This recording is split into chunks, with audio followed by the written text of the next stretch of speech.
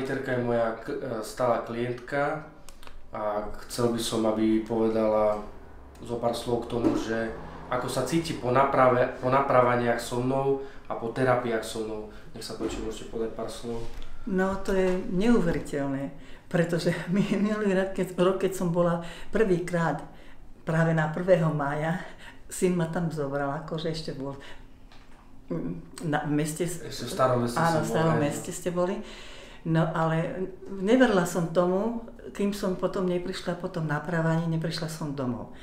Ja som predtým nevedela, ťahala som sa po zábradlí hore po schodoch a išlo o to, že teraz keď som prišla domov po tom napravení, syn išiel so mňou a hovorí mu: a vidíš to? Vidíš tú zmenu?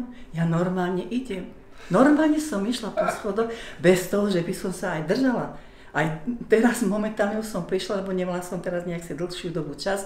Prišla som teda s prosbou, lebo už skoro plačem od bolesti.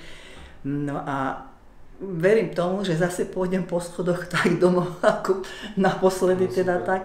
Takže ja neviem, no. Prospieva vám to, pomáha? Áno, samozrejme. No, ja verím tomu, že to pomôže, ale doma sa tiež snažím, ale nie je to ono. Rôzne cviky ešte aj v noci, keď sa zobudím, alebo o 3:00 v noci prekladám si nohy, alebo pohyb máte nejaký, pohyb, áno. Cviky nejaké robíte? A lieky som prestala brať, lebo už škodí to pečení. Áno, lieky neprospievajú. Vedľajšie účinky, ktoré nám škodia. Presne tak, na 3-4 hodiny povedzme, že to pomôže.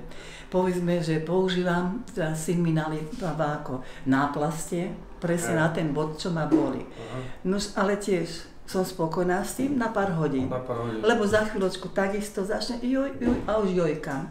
A to je taká bolesť, že to až keby vám niekto tam pichal s nejakým nožom alebo niečo. A po mojom uvoľnení naposledy ste sa cítila dobre? No fantázia.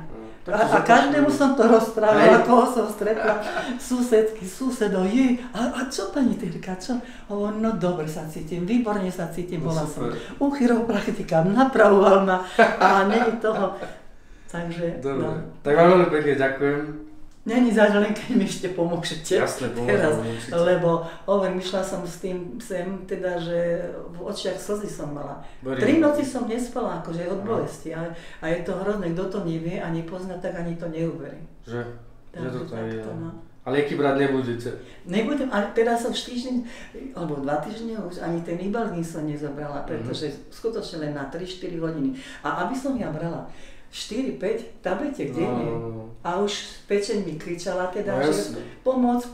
Telo trpí a to je to, že vlastne a zase ďalšie, ten liek vám zakrie tú bolesť, ale tá príčina ostane. Presne. A ja vám tú príčinu odstraním, odblokujem vás a vy nebudete musieť zobrať ten liek. No veď to, o tom ide. Dobre, ďakujem pekne.